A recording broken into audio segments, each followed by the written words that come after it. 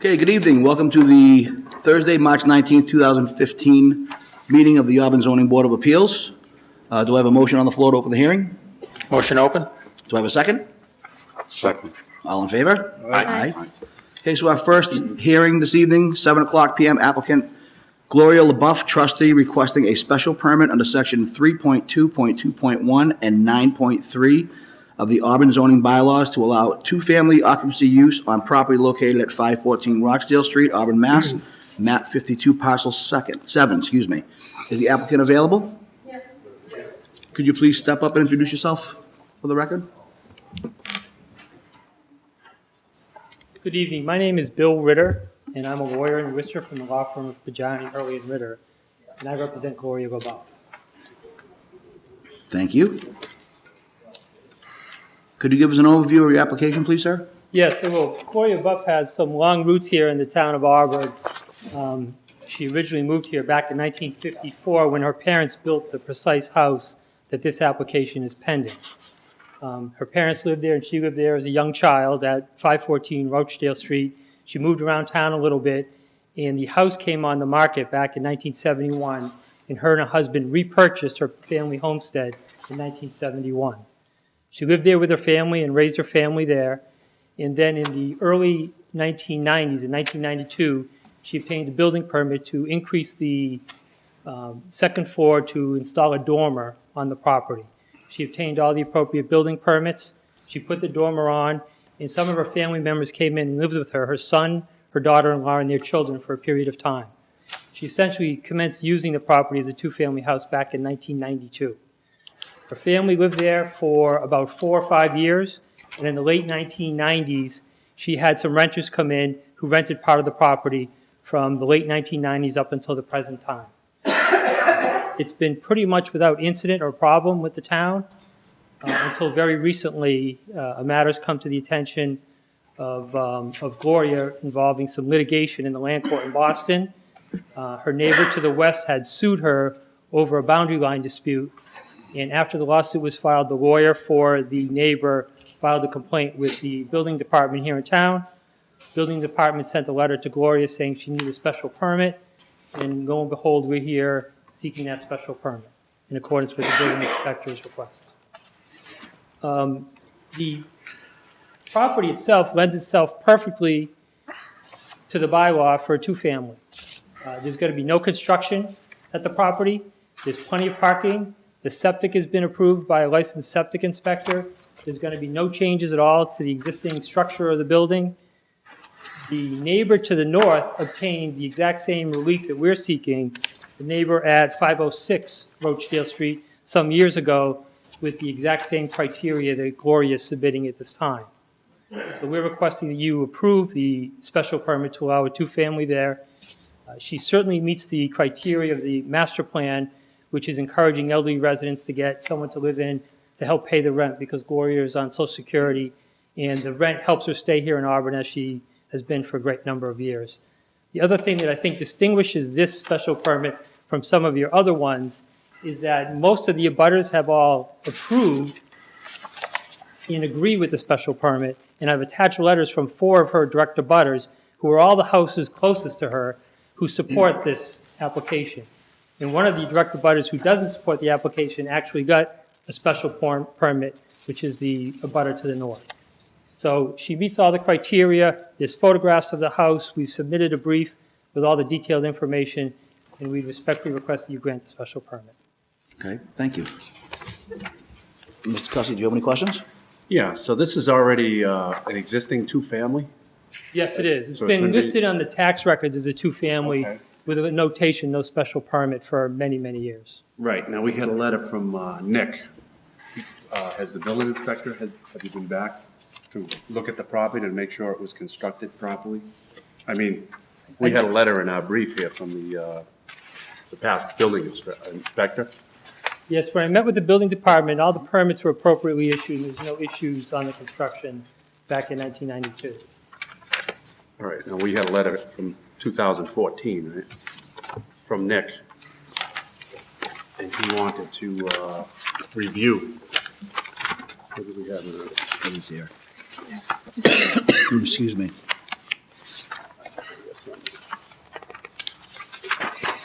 This one. Here, right there.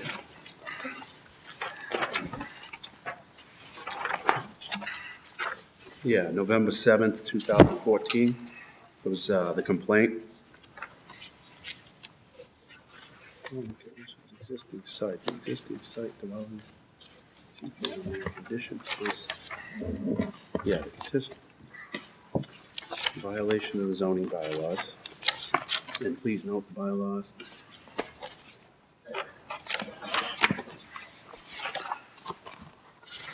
Yeah, upon review of the documents. Yeah, I believe for this, he wanted to review the building. He, you know, with the letter he sent us. Yeah, it says, please contact me. Has anyone contacted the building inspector on this? I met with the building department on the application before filing it, Okay. and I understood there were no issues with the permits. Can you support that statement? I haven't inspected the building, and I don't believe Nick has either. So any inspections would have been done by previous inspectors, so we couldn't say whether it was up to code or whether it was constructed up to Right, I code. think Okay. that's what Nick I think was looking that's- for, like, Nick wanted an inspection done. correct. Okay. So there's been no inspection. Not since 1992. There's been no alterations to the building since then. Right. That letter is dated November of 2014, though, right? Correct. Yep. That's why I'm asking. Did Nick appear there in 2014? Yeah, but he just, notified them that they had to file for a special permit. That's all. But then it looked as if you read this, he wanted to review the building. I thought I understood his letter saying that if we were going to make any alterations or changes, we would have to go get permits through the building department.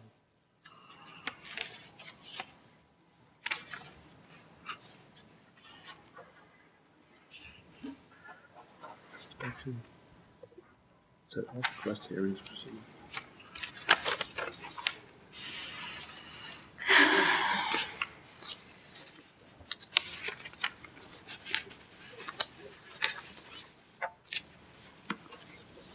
On the November 24th letter, he indicates that if any work to comply with the order. If you were gonna is make done. changes. So that's what I understood that provision to me.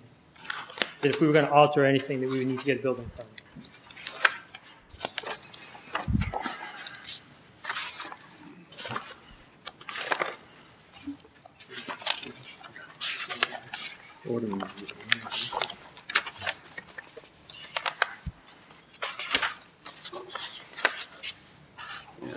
Within 14 days, if any work. Yeah, he wanted a permit, he wanted an inspection within 14 days, correct? And if there was anything that needed to be changed? If there was anything, if any, You're stating that this inspection, as of that date, this inspection revealed the following conditions existing on the site. So Nick apparently appeared at the site on November 14th, right? right, In November of 2014, right? cited violation within 14 days prior. As I interpreted the letter, the chief complaint was that there was no permits issued to have a two-family. It did not state whether the building itself was up to code or if the addition was up to code at the time. But see, the chief complaint is the fact that there were no permits There were no issued as a permits. two-family. And you can see within 14 days, he wanted them to comply, and this letter is dated November 24th, 2014. Okay, Any All right. further questions? no further. Mr. Chacolo? I believe, when I looked at the dates with all this, the applications that were sent in, they were, and we can't tell whether Nick Antanavica gave him any extension in time to apply for any of that, but we all know that it takes time for any of these things to go through. The way I took this letter was to mean that it's stating that this inspection revealed the following conditions existing on the site. Can we have clarification, actually? On November 7, 2014, okay? Can we have clarification from the petitioner that somebody from the town of Auburn did indeed inspect the premises? Gloria, did someone come to the house in November? I think they stated in the letter that they were there. I wasn't at home at the time. I do think someone came out and looked at the house. Okay. The way this is written to me would lead me to believe that. I was hoping I could get concrete answer from the petitioner. So obviously, when somebody came out to the house, the petitioner was not there That's correct. at the time. So that would lead me to believe then that nobody was able to let him into the house. There are also other people living in the house, so I don't know if somebody else let them in or not. I believe he just inspected the exterior of the property. Pardon? I don't believe he was inside. I'm sorry, I The exterior of the property, I don't believe he inspected the interior. did not go into the inside of the house. Okay. In order to get an occupancy permit at the time to have this put on the tax rolls as a two-family, there would have had to have been an inspection done at that time by the building inspector. Right, Lee? So that, and this is indeed on the tax rolls as a two-family. So that, on the other side, if I flip the coin again, that leads me to believe that it was inspected at that time and met all applicable codes at that time. The only thing that was not met was that there was no special permit in the files, okay, whereby we granted that special permit for a two-family on the site. Was any of this, in any of the hearings that were held, as I can see,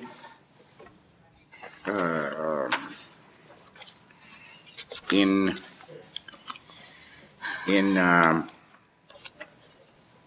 land court, was any of this addressed in the land court decisions?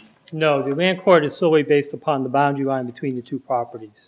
That's all that was about. Right.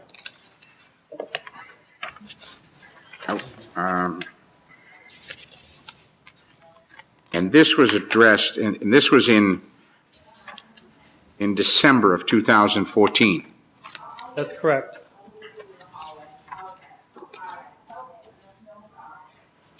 Can you enlighten me as to any reason why something like this would not have been addressed in a land court, or is it strictly local? The, In this case that was brought about? Strictly local. yes, the abutter to the west brought a claim that the very end of the driveway encroaches on his property. And then on behalf of Gloria, I filed a counterclaim to say that it might encroach, but we've been doing it for 60 years. So there's a legal doctrine called adverse possession or prescriptive easements. So that if she's been using the property in such a fashion for more than 20 years, she can acquire title or the right to pass and repass. So the sole issue is the corner of the property where the driveway begins to enter her house. It had nothing to do with the use of the property. I'm all set, Mr. Chairman. Thank you. Mr. Maron? Thank you, Mr. Chairman.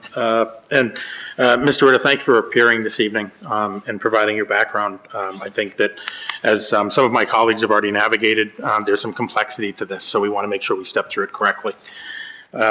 If we can step back, I know there's been some discussion around what happened in the fall of 2014, but I'm interested to go back to 92. And if you could divest a little bit into I understand at that time that was essentially the hinge pin on when it became a two-family use. What specific, just for the record and clarification, what specific modifications, and I'm reading Dormer and a few other things, what specifically physically was done to the property at that time to essentially flip it to a two-family? Right. My understanding is that they did not change the footprint at all of the property, but on the backside, second floor, they raised the dormer for about 25 feet in length. And Gloria might correct me. Is that approximately how far it was? So they just increased the roof in the back. Okay, Raised it. so the roof in the back was raised. No other footprint changes. Okay. And as far as egress, and this being a secondary separate unit, if you, just for my indulgence, if you can walk me through, two separate entrances, entrance and exit, separate facilities, separate utilities? Yes, I might have to call on Gloria if you mind, and she can come up and. Not at explain all. No, I just like clarity on what the layout of that property I is. just want to tell them about how many accesses and the property. Is And ma'am, if you could just state your name for the record. I'm sorry. Thank you. Gloria LaBeouf. Thank you, ma'am. For the apartment, there's two exits, and there's a bedroom, there's a kitchen and a parlor downstairs, with a bathroom and a laundry room. Upstairs goes 3 bedrooms, a walk-in closet and a bathroom, and that would be it. And that's for the second unit? Second unit, yes. Okay, so isolated for its second unit Yes, sir. occupancy? Okay, thank you very much. Thank you. And then if I could, Mr. Ritter, if I could just move forward to the 2014 and some of the area that my colleagues were navigating. So it seems as though, based on what we have before us, there may or may not have been a request for a full inspection at that point in time, in 2014? In 2014, the abutter notified the building department. And that's The what triggered? lawyer for the abutter in the land court case at the time sent a letter complaining about a two-family that didn't have a special permit. No one contacted Gloria to say they were coming to inspect or to look at anything. The next thing you know, she got the letter in the mail. She got it almost a month after it was written because it went to a P.O. box. And so that's part of the delay in responding. The other part in the delay is it's a fairly complicated application. They're required to get the abutters and a bunch of exhibits to the petition. So we didn't know that the building inspector was coming. We knew that it was not a special permit, so as soon as the letter came in, we started working on this petition to get it before you folks. Okay. Just one final question, and Mr. Chairman, if I may defer additional questions after we hear from abutters. Absolutely. But one final question is on, as it's stated on the tax records currently, that it does indicate two-family, but it indicates, and I don't need to cite I think exactly the there's no language, special permit. but no, it indicates that there is no special permit to occupy as such. Was it in 92, to the best of your knowledge, that's when the tax record changed and indicated a two-family, or when? Was there any research done to say when that wasn't indicating a two-family and then when it was? I did not do that. I only looked at the research that we could get online. I did not go back to the property card records. Okay, and it's more of a curiosity of mine to see if we had a target date of when it indicated single versus flipping to a two-family. I don't know the answer to that. Okay, no, thank you for your thank you, Mr. Chairman. Thank you. Ms. Roach? I do want to reserve for after any abutters, but I do just have one question. So I'm sorry to make you get back up again, but in 92, when the addition was first put on, yeah, because I think you're going to have to answer. I know that the permit is for a full dormer. Yes. Was the kitchen, there was a kitchen added, or the kitchen that was existing on the first floor became the kitchen for the second apartment? No, a bedroom became a kitchen, and another bedroom became a parlor Okay. In And- 1992? in 1992, yes. Okay. So when these permits were signed off in 1992, the house looks exactly the same today as it did then? Yes, it does. Okay. That's it for me for now. Okay. Ms. Blaze? Thank you. Are there any abutters present? I'd say If you could approach the lectern and introduce yourself, sir, for the record. Good evening, members of the board. I'm Attorney Michael Patnode, appearing on behalf of the abutters William and Janet Keeler, who reside at 518 Rochdale, which is an abutting property. Just to clarify some of the facts, we have submitted a brief in opposition. My client is opposing this on the basis that the bylaw is not, can't be complied with by this application. And If we look back in 1992, I've attached as Exhibit A to our brief the building permit, the occupancy permit, the application, and the plan that was submitted by the applicant, Ms. LaBeouf. Clearly, her application provides that this is an addition to a single-family home, and if under proposed use on her application, it says residential one family. So there was no intention at the time of the application being filed and the occupancy being approved that this would be a two-family. I think this is something that occurred after the fact and was not approved at the time of the construction. If you look at the sketch that's attached to the application, it doesn't, it provides for a kitchen, which I believe is the existing kitchen, and basically is showing a dormer being added, second floor being added with additional rooms, which would just be additional space for a single-family use.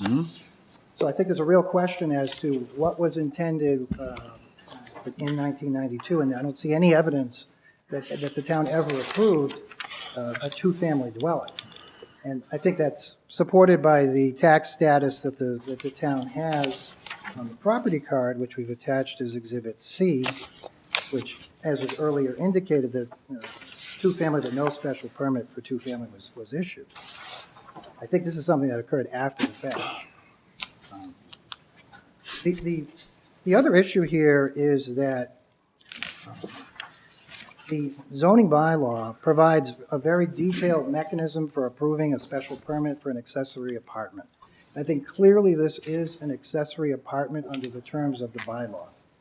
And if you look at the Town of Auburn zoning bylaw, section 9-3-12, there's a mechanism in place for granting a special permit for an accessory apartment.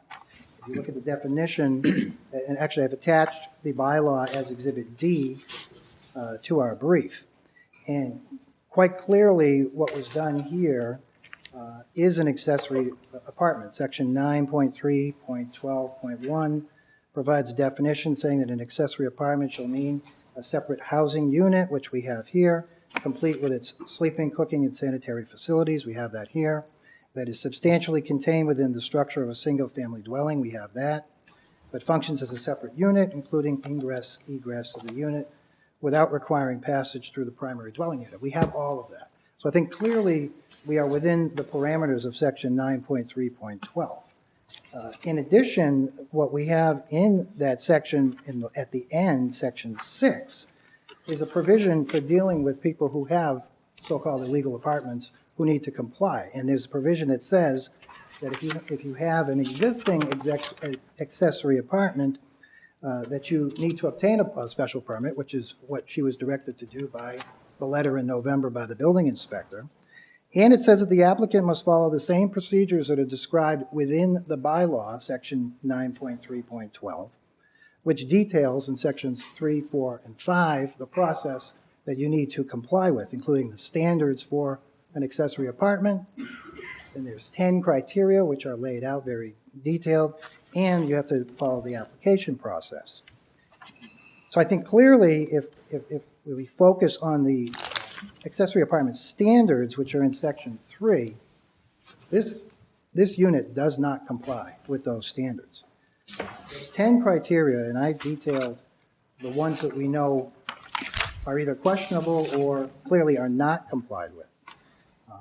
The section A provides that there has to be a complete separate unit, which I believe we do have based on the testimony we have heard from the petitioner. Section C provides that the lot must meet minimum lot size and comply with any other applicable zoning requirements in the district.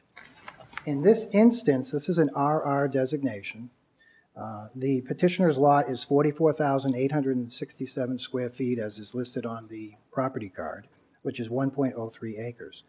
If you look at the dimensional regulation table, which is section 5.4, the dimensional requirement for this section is 60,000 square feet. And if it's a two-family, it's 69,000. And if there's a septic system, then it's 80,000. So I would submit that this lot, in order to comply with the standard, would need to be a minimum of 80,000 square feet. It is not. It's not. It's little more than half of that at 44,867. The petition frankly should be denied on that basis alone. All of these requirements, which are listed in Section 3 of 9.312, are mandatory requirements. They're all requirements that need to be met in order for a permit to be issued. And there is nothing in the bylaw which is discretionary or which allows certain things to be avoided or ignored. In addition, Section F provides that the accessory apartment cannot increase the size of the dwelling by more than 20%. And if we look at what was done in this instance, the brief that was submitted by the petitioner indicates that the apartment is 500 square feet, which I frankly see no actual verification or evidence of that. But assuming that to be correct, the property card lists this property as being 2,028 square feet. If we subtract the 500 from that, the original dwelling would have been approximately 1,528 square feet. So an addition of 500 square feet clearly is in excess of the 20% requirement. That would be a 33% increase. So again, the petition should fail strictly on that basis alone. Again, with the size of the apartment, no apartment can be greater than 700 square feet and can't contain more than one bedroom. And again, this is not a discretionary requirement. She's indicated that it's approximately 500 square feet. If we look at the original application in building permit, which is attached as Exhibit A, it says that the addition was 26 by 32, which would be 832 square feet. So I guess there's a real question, and someone needs to determine what's the size of this apartment. It clearly seems to be more than 500 square feet. If it's more than 700 square feet, that is also a fatal blow to this petition. In addition, if there's more than one bedroom, then that also is a fatal defect. The other requirements that are in the bylaw include evidence at the park of sufficient parking, which there's been no evidence put before the board for that. There also has to be a certification that the property is currently in compliance with Title V. I have not seen anything, I don't know if the board has received something along those lines, but I have not seen anything. Then the last requirement is also that the property has to be in conformity with the building code. And this ties into what was discussed earlier. It would seem to me that the building inspector would need to perform an inspection to ensure that at this time, that the property meets the building code. Not that it met the building code in 1992 when an addition was put on, but that the accessory apartment as it exists today, at the time that they're requesting this permit, that it can be satisfied now. So for all of these reasons, my client suggests that this application should not be approved, and that it is certainly not in compliance with the zoning bylaw and should be denied. Thank you. Mr. Cussy, you have any further comment? Well, when this addition was put on, obviously it wasn't meant to be an apartment, right? I mean, when the addition was put on, it was just to expand the building. It wasn't for an apartment. So it was turned into an apartment without going through proper channels. So it's never been inspected as a two-family, as far as I can tell. That's what I'm being told. So when it was originally built, the addition was applied for as a two-family. It stays, when the addition went on, When the addition went on, it was It for had the a family kitchen and- members. Yes, and when the family members moved out, it was essentially converted to a two-family. There were inspections over the years. In fact, there was a landlord-tenant matter involving Mrs. LaBeouf back in 2002, that they had the Board of Health and the building inspector out to look at the property. So it has been inspected on numerous occasions. Could I just ask Mr. LaBeouf to please go back to the microphone? So just for the record, I just wanted to repeat Mr. Cussy's question. Yes. So if you could repeat your question again, please, sir, so we can have it on the record. just originally, when you got the permit in 92, what we see here, I just looked at what he presented to us. The sketch doesn't show it as a two-family. It shows an Right. addition of just bedrooms. Right, it's for the family members. Right. And when you changed it to a multi-family, when it became a two-family, added a kitchen and all, Yeah, Did you come back and apply for No, but I had the Board of Health come up, and Mr. Miller did come up and look at it, and I also had the fire inspection for fire alarms for both apartments. They all were done. okay, we definitely would need another inspection on this property. That would be okay. I mean, for codes. Right. I mean, I'm not comfortable with it being a two-family, not knowing that it had been inspected. That's, Mr. Chacolo?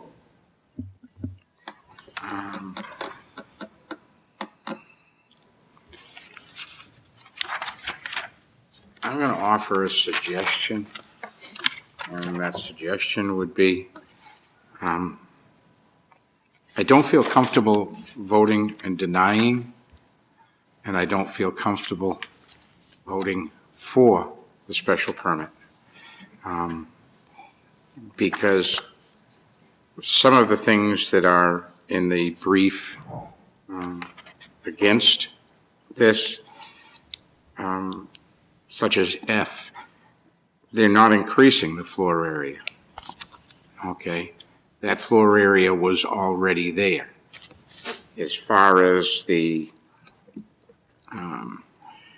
lot being minimum size, we have given relief to that.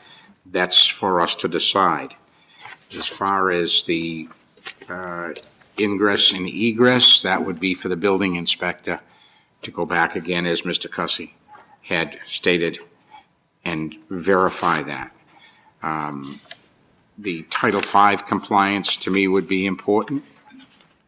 As far as the parking, because no evidence was presented does not mean that it does not exist. Okay, so that I would not feel comfortable denying based upon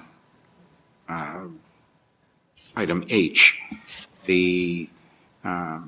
As far as conformity with the building code, that would be, I would think, the inspector that would go in and look at it and make sure everything conforms, so that there are things here that I do agree with and the things that I don't agree with. Because we don't have evidence of something doesn't not necessarily mean that it isn't there. And that's why I don't feel comfortable either way on this. And my suggestion would be that this petition could possibly be withdrawn and then have the petitioner come back when the facts are more known, because there's pro and con. I feel there's pro and con with it. That would be a suggestion. Okay. Is that all? Yes, thank you. Thank you. Mr. Maron? Thank you, Mr. Chairman. I won't walk us through what Mr. Chacolo and Mr. Cussy had shared, but I feel similar. I've got just an uneasy feeling about some of the things that the applicant may have an opportunity to address without giving any guidance around it. I think at a minimum, we would certainly feel that an inspection, both exterior as well as interior, of the current unit be done by our building inspector at a minimum. And I say that as a minimum because I think there are other things that I would like to see addressed. I'll just footnote that one of the reason why, Mr. Ritter, that I brought us back to 92 is I was trying to gain, I think what's been discovered is some insight as to what really happened as far as turning it from a single to a two-family. And I think what we've discovered is that from a family use perspective versus a commercial perspective, more happened than just what we originally talked about was just raising the dormer. That we had substantive changes as far as adding a kitchen to a bedroom to a kitchen, those kinds of things, albeit for family use. When it went commercial, that's a very different avenue for a piece of property. So at a minimum, I would want to see, Mr. Chairman, that we would make the suggestion that they would take this back to the building department and have a full inspection, and then perhaps reevaluate. I would also suggest that the applicant consider withdrawing without prejudice and perhaps representing with some additional information. Okay, thank you. That's all I have. Thank you. Thank you. Ms. Roach, do you have anything to add? No. Okay. Ms. Blaze? Just one question. How big is the apartment area that you live in now? Is it a one-bedroom? What's square footage of that? That's what you have, you occupy on the main floor? Okay, thank you. Do I have any other abutters interested in speaking this evening? Good idea. No other abutters present? Okay, thank you. Excuse me, Mr. Chairman. Ms. Blaze had asked a very interesting question, and thank you very much for doing that, if I may. May I explore that just for a second? Absolutely. So the applicant's dwelling right now, the house right now, is a one-bedroom, 500-square-foot apartment? Approximately, yes. And the unit that's being proposed as a rental is the larger of the two? That's correct. Okay.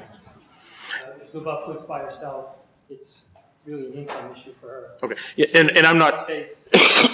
She sleeps in the parlor.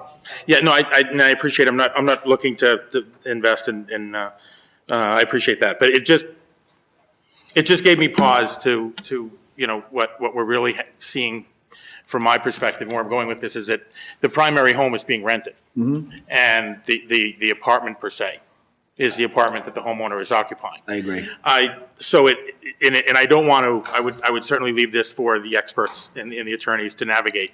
But my suggestion would be it even further solidifies the need for our building inspector to go out there and look at the layout internally, and then make suggestions on how this applicant might proceed. Thank you, Mr. Chairman. I agree, thank you. Yes, ma'am. If you could approach the microphone, please.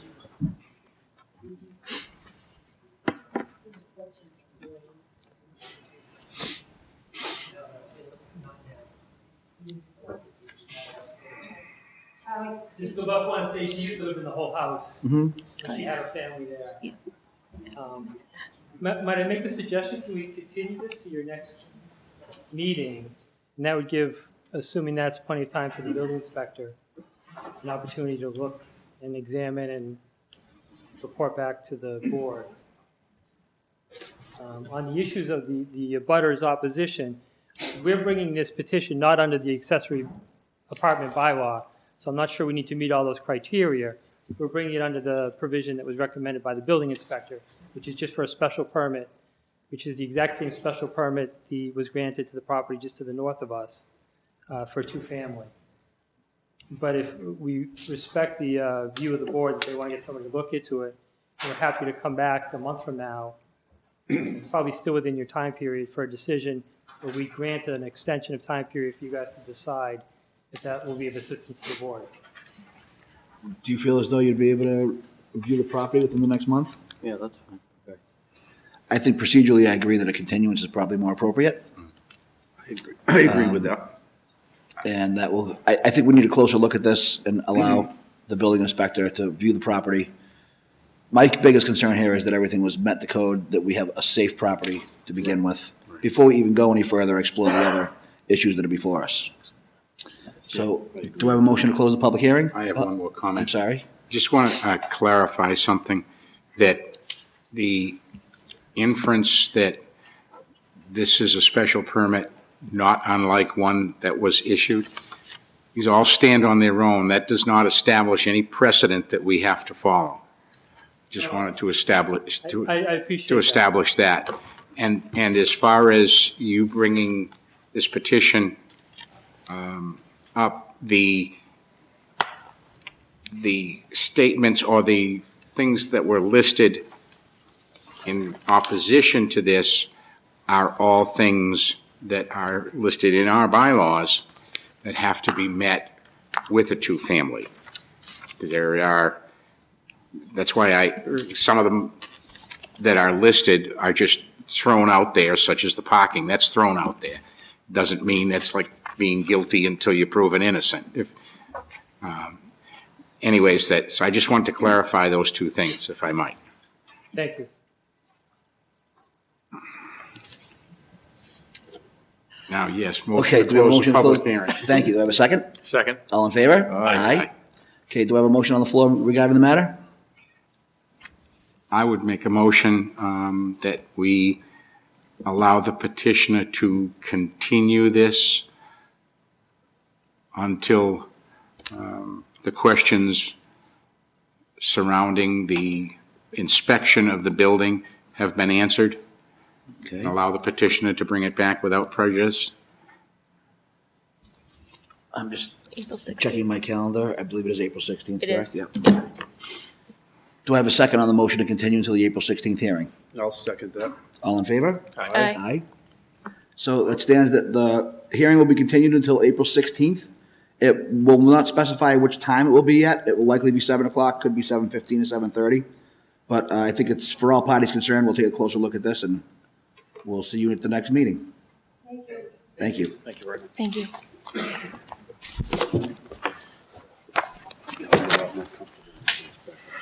Absolutely. Mhm.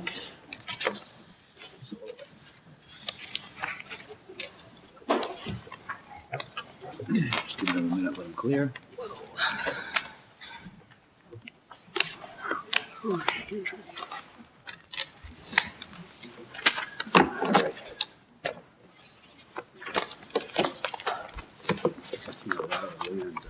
Size has changed too. Became bigger after. Okay, I think the room is adequately cleared. The next applicant we have at 7:15 PM, Mr. Harvey Goldstein, requesting a special permit under section 7.6.7, 7.2.2.6, table 7.61 of the Auburn zoning bylaw to allow the erection of a pylon sign with electronic message board on property located at 17 Sibley Street, Auburn, Mass., map 61, parcel 22. I'd just like to remind the board that this is in addition to a hearing we've already had regarding the BJ's gas station. Is the applicant present? Applicant is present, Mr. Chairman. Could you introduce yourself, please, sir? Thank you. For the petitioner, Lawrence Broder from the law firm of Fletcher, Tilton, and Worcester. And also here in attendance are Mike Jacobs from 17 Sibley Street LLC, who's a principal in the development of the property, and Nelson Cabral, who is the manager of site development for BJ's Wholesale Club. As you stated, Mr. Chairman, this is related to a hearing which was held a few months ago, at which time special permits for the use, the storage of gasoline underground, and for excavation to within 10 feet of the seasonal high groundwater were granted by the board. Subsequently, we've been to the planning board and acquired site plan approval, and we have the approval for a curb cut from Mass Department of Transportation. Back here and at the hearing, or at the close of the hearing, when we heard a few months ago, I said we likely would be back to talk about signs, and there's only one sign that we're filing a petition on. That is the freestanding pylon sign. If I might, by way of explanation, state the pylon sign is located where it should be. It meets the correct setbacks. The sign being proposed meets the height requirement and the requirement of the gross size of the sign. What brings us here for the special permits is that a portion of the sign is going to be a electronic message sign. And because it is an electronic message sign under 767, we have to acquire a special permit from this board. We're also asking for a special permit because what we're proposing is more than 25% of the sign face, which is in table 761. And also, the use of the colors red and green in a message sign, electronic sign board, have to be okayed by the board if they're within 300 feet of a traffic signal.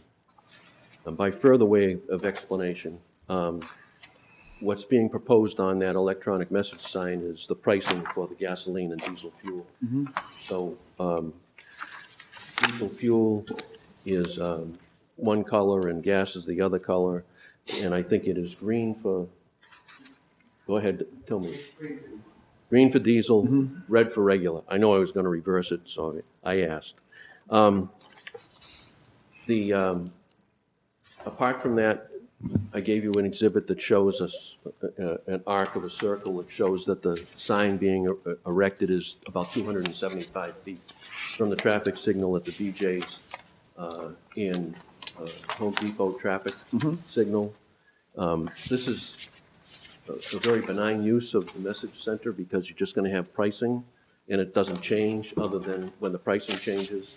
And it is somewhat distant from that traffic signal. I would state my own opinion is that it's hardly going to come in conflict with the red and green signal lamps in the signal heads up at the traffic at the cross the driveway to BJ's. Excuse me. So that's what we have. I've addressed the site, the special permit criteria in the brief, which are precisely the same criteria as we had when we came in previously for the special permits. If there is any questions that the board has, we'd be happy to answer them. But again, what we're proposing is to put this electronic message center on a sign which has a sign face which meets the gross area criteria. It's at the right height, and it's in a location where it should be relatively benign. Thank you, sir. Mr. Cussy? I don't have any issues with it. Thank you. I'm good. Okay. Mr. Chacolo? No questions. Mr. Maron? No questions. Thank you, Mr. Burke. Ms. Roach? I'm going to be the only one? Oh, well, I haven't asked any questions All yet. right, okay. Just one. Is sign going to be lit during hours of operation or 24 hours? What's the plan on what the? During hours of operation. Okay. That's my only question. Okay. Ms. Blaze? I have none, thank you. Just for the record, to make sure, either the red or the green, there'll be no flashing display or anything like this. Is going to be a solid color, Static. just static. Right, okay, thank you. Do I have any abutters present? Any public comment? Hearing none, seeing none. Do I have a motion to close the public hearing? Motion to close the public hearing? Second. Second. Do I have a motion on the application on the floor? Make a motion to grant. Do I have a second? Second? All in favor? Aye. Aye. Thank you very much. Thank you, sir. Thank you, sir.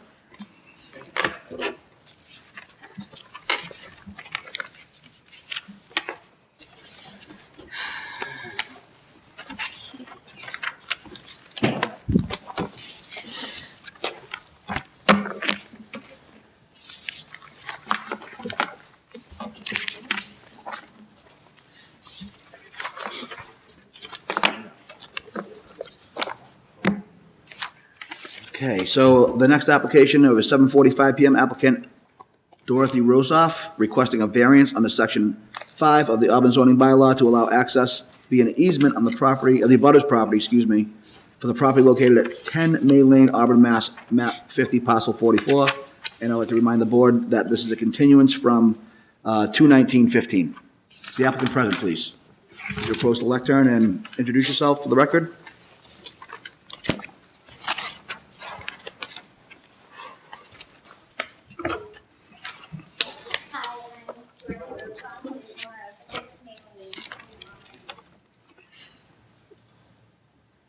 Okay, could you, I think you'd probably just do a review and bring us up to speed on where we are, excuse me? We were here last month looking for a variance and easement for 10 May Lane to have access onto 6 May Lane to construct their driveway, to make it easier for everybody in the neighborhood to get on there for the road frontage, and we kind of alleviated any issues of that. So you asked us to come back with the engineering and land surveying with the easement drawn on it, and we do have that here with us. Okay, Would can you bring that forward, please?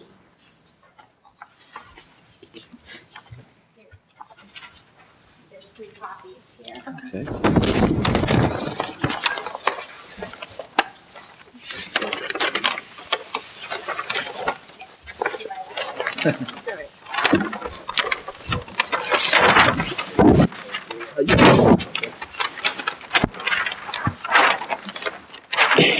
So I can imagine this would be a little difficult to present for both the board and the folks at home, so if you could just sort of narrate us through.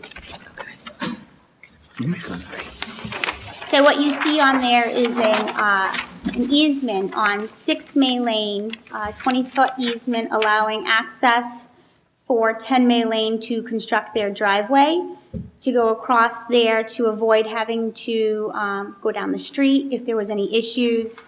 That takes care of the road frontage, of the 160 feet road frontage and all of that. It helps with the Cavalaries who are at the end, who've been there for many, many years.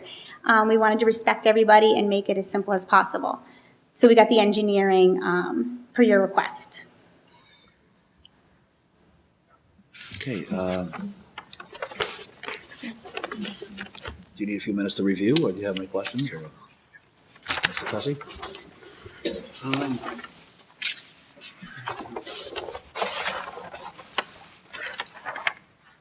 So I think, in the interest of giving you a few minutes to review, I'd like to go over a couple of things with the applicants, if I could. Yeah, certainly.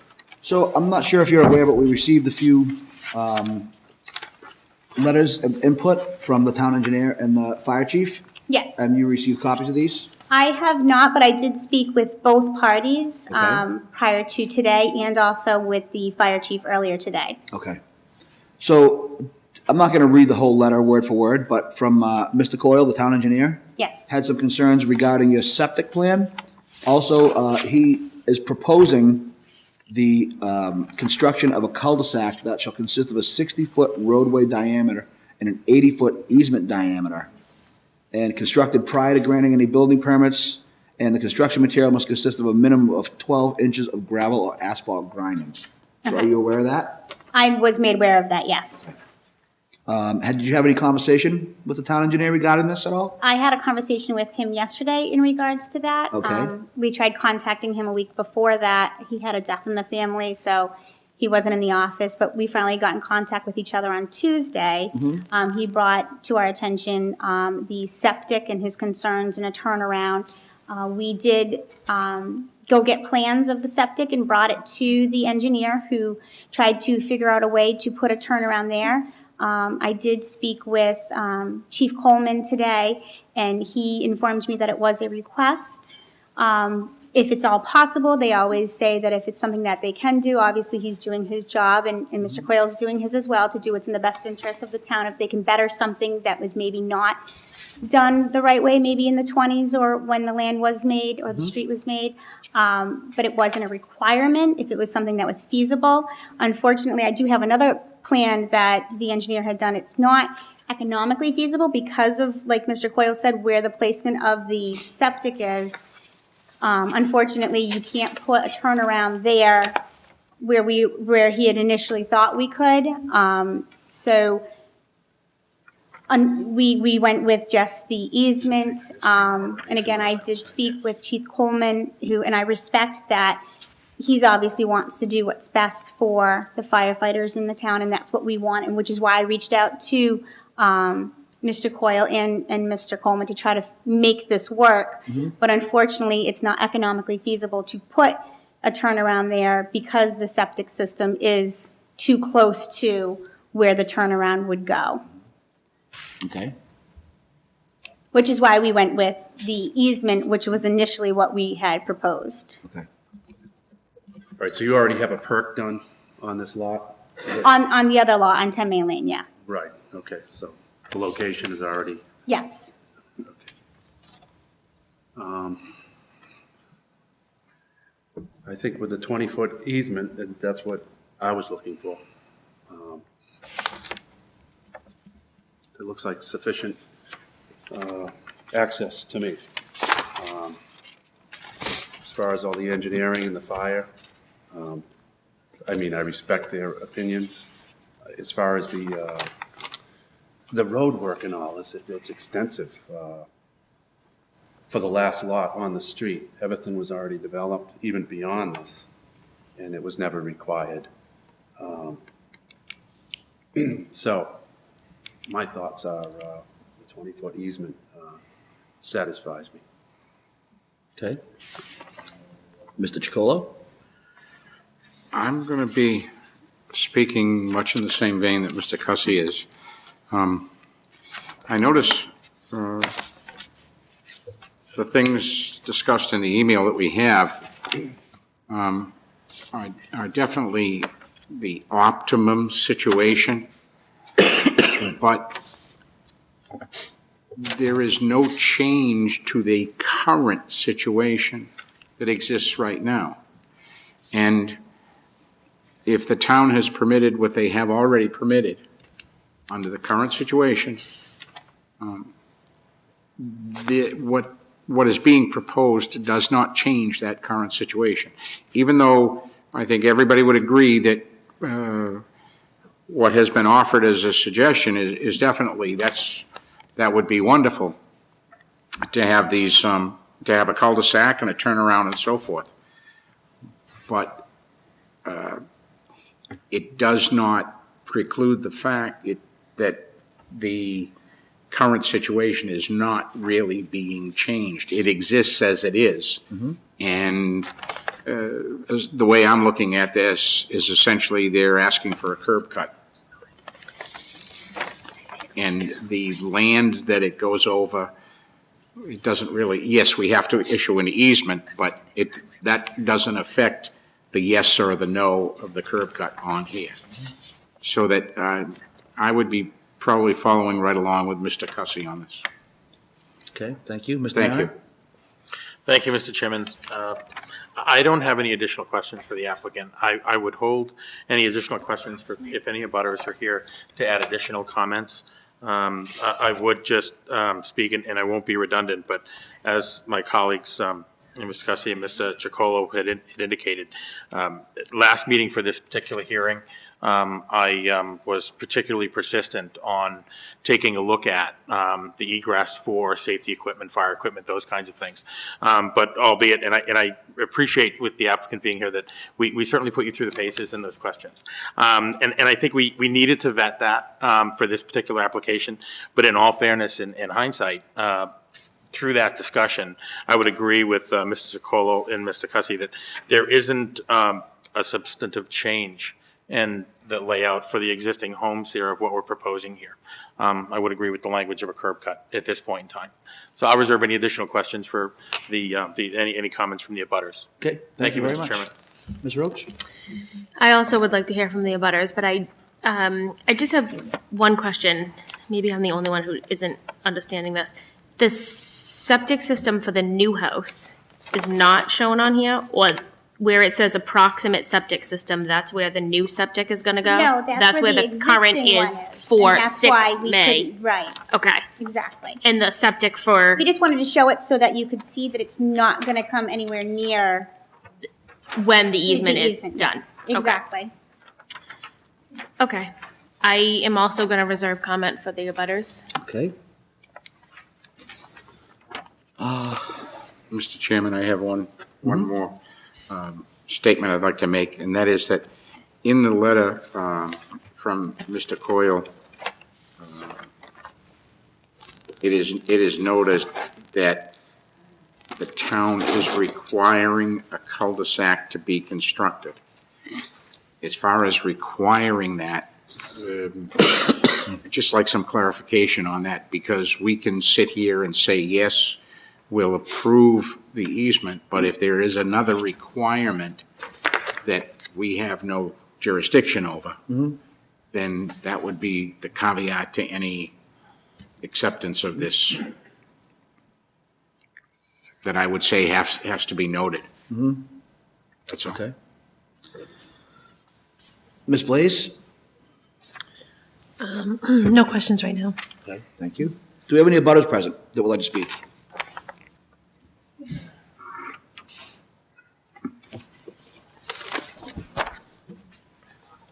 Could you state your name for the record, please?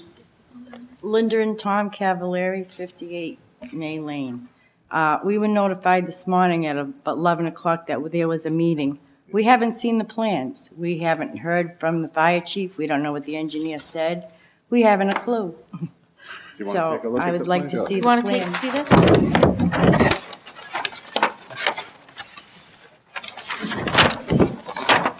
If I might explain it to him, Mr. Chairman. Please feel free. This is the approximate area of the septic system, and this is the easement that they're referring to. Right, and then we're covered.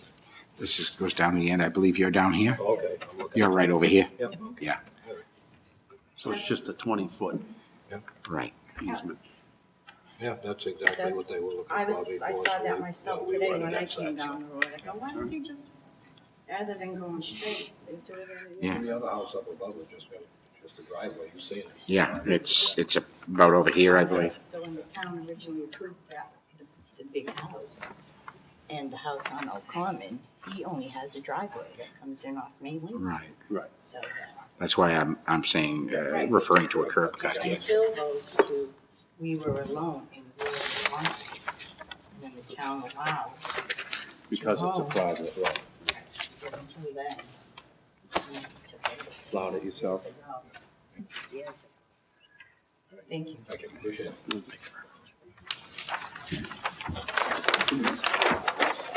Could you just approach the lectern again, please?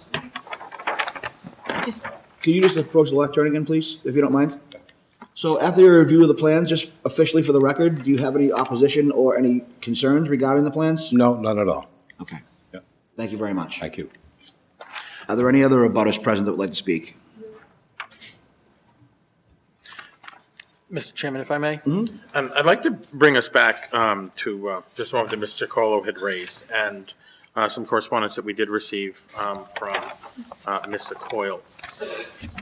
And in haste of reading both of them quickly before the meeting, the cul-de-sac, that's not the recommended turnaround, but the cul-de-sac that's being mentioned that would be required, mapped and planned before a building permit would be issued.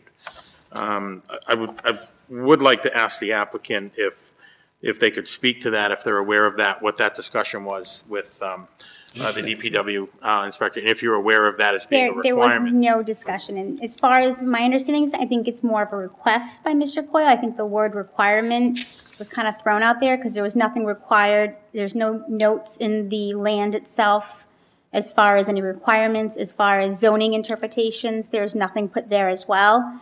So that, I think, is an opinion of Mr. Coyle, not a requirement, maybe something he's requesting, probably the wrong choice of words. I mean, we definitely want to thank him for, for looking into what's in the best interest of the town. And of course, the fire chief, he was great, working with. Again, it's all something I would expect somebody to do who's looking out, but unfortunately, it's just what Mr. Coyle would like is not feasible in the whole situation, especially if we want to go with just an easement without disturbing anything else. Okay. And the reason why, thank you very much. And the reason why I wanted to invest just another couple of minutes, because in the correspondence that we have in front of us, I mean, it refers to it in two different ways slightly. One is a 60-foot turnaround, the other is a cul-de-sac specifically. Both mentioning the same, the same dimension of a 60-foot. He's clearly indicating the same structure here. One correspondence earlier in the day refers to it as a requiring. The town would be requiring it. Later in the day, a follow-up discussion on email that does in fact indicate, as the applicant had suggested, that it was a request and somewhat That's retracting the requirement. I think that's after I had spoken with Chief Coleman. I think he maybe addressed that with Mr. Coyle. I think there's no ordinance that would give them that, I guess you would say, authority. So I think that's why it was changed from, I guess, from what you're reading, requirement to request. Yes. If you could just state your name for the record, sir. Ron Rosoff. I think what the chief and Bill were doing was they were doing their due diligence, trying to get the best situation for the town possible. And we appreciate that, and we try to work with them as much as we could, like we try to work with the neighbors. We went to the architect, the land surveyor, trying to put together, if a cul-de-sac was feasible to be done on the variance, we're willing to do that. But because of the location of the septic, which Bill did point out to us, we thank him for that, the land surveyor just became economically unfeasible to do, and it really created a hardship on the land and for us. And we really wanted to do that request, but again, it was a request. You know, we think if it was something that needed to be done, it would have been put in when the land was okayed as a building lot. Something would have been written in that this has to be done, that has to be done. There were no restrictions on that whatsoever. So, again, like I said, I think it was a request, and they were trying to do what they should do and try to get the best package for the town. And we're trying to do what we can do, working with the neighbors, working with the town, and just to make it work. Thank you. Thank you. Thank you.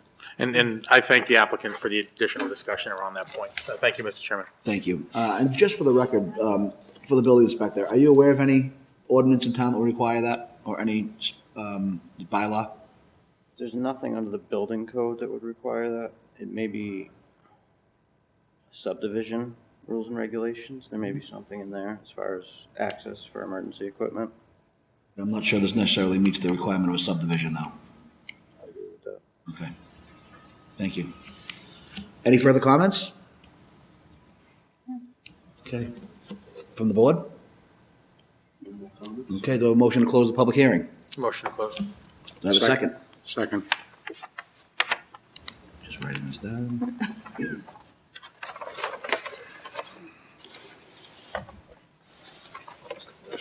Do I have a motion on the floor regarding the application? I'll make a motion to approve. I don't have it in front of me, so I can't cite the number, but here we go. I'll make a motion to approve the request for variance under section 5 of the Auburn zoning bylaws to allow access via an easement on the abutters property for the property located at 10 May Lane, map 50, parcel 44. Do I have a second? I'll second. All in favor? Aye. Aye. Any opposed? None. Congratulations. Good luck. Thank you. Good evening. Thank you very much. Do you want the plans?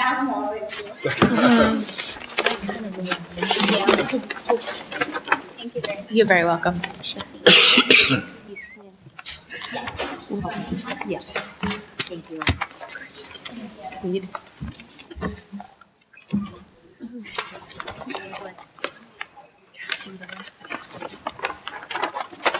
I wrote on that. 16.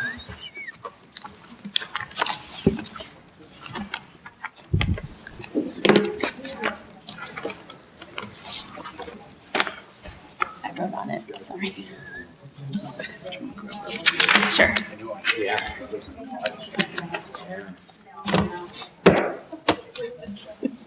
Sorry, my drawings. So I'm noticing on our agenda that we have a further discussion for the vice chair and for the letter that we sent to the Board of Selectmen. However, I am not aware of any other additional comments that were necessary. It wasn't brought to my attention, so I'm assuming that it might have just been a leftover from last month. Oh, I think so, yeah. And just for the record, I haven't heard anything back from the selectmen yet regarding the letter we submitted. I'm sure they're probably pretty busy, and it will hopefully be on some future agenda. We'll find out what's going on with that. So we do have a little bit of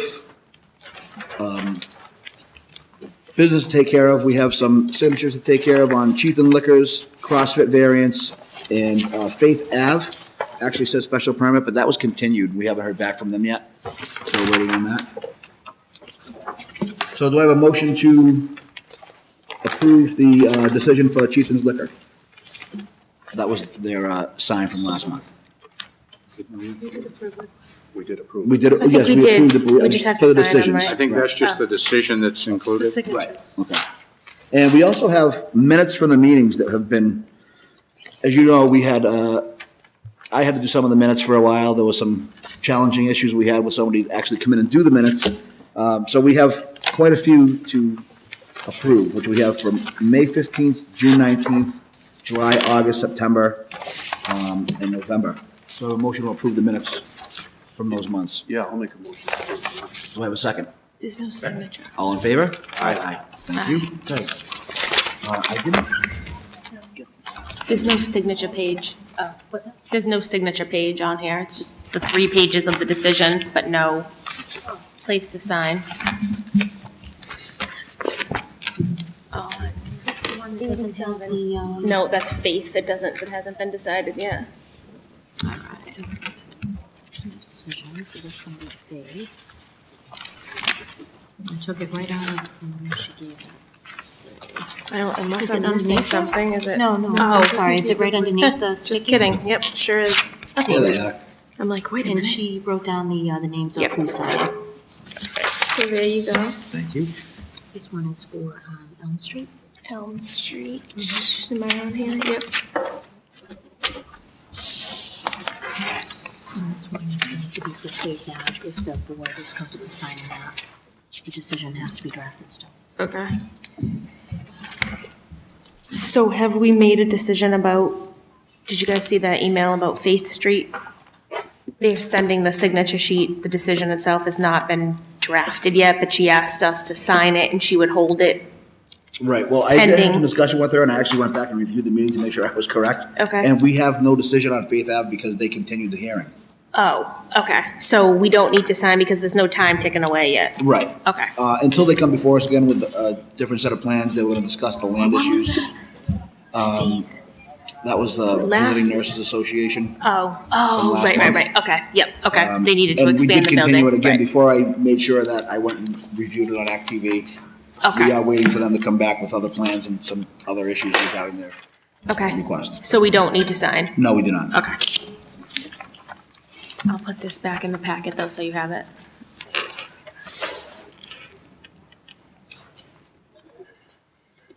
So while we're signing, I'm not sure if the board is fully aware, but we received the resignation of Dennis Natoli in the past week. I actually received my email Sunday afternoon. I would just like to publicly thank Mr. Natoli for his years of service on this board, the extensive knowledge that he brought here, and also on a personal note, for training me as an alternate and eventually as a member. I'm truly indebted to him. He was a fantastic member of the board, a great member of the community, and he will be sorely missed. So I just want to make that for the record. Yep. We wish him well, and from what I understand, he wants to spend some time with his family, so good for him. Good for him. Well deserved. Mr. Chairman, I think we were blind copied on that. I also received it on Sunday. Okay. And so I would, for the record, certainly wish him well and thank him for 20 years of service. Is certainly a significant contribution to the town. Indeed it is. Thank him for his knowledge. I know this, at the end of his message, he did acknowledge that if we needed to reach for him for some advice in a future, any future matters, we could certainly lean on him. So he left the door open there, and I'm glad he did so as a citizen. But I would certainly thank him publicly for his service. It's certainly a long term. Absolutely. Thank you, Dennis. Thank you, Dennis. Thank you, Dennis. Thank you. Okay, do I have a motion to close the hearing? Motion to close the hearing? Do I have a second? Second. All in favor? Aye. Thank you very much.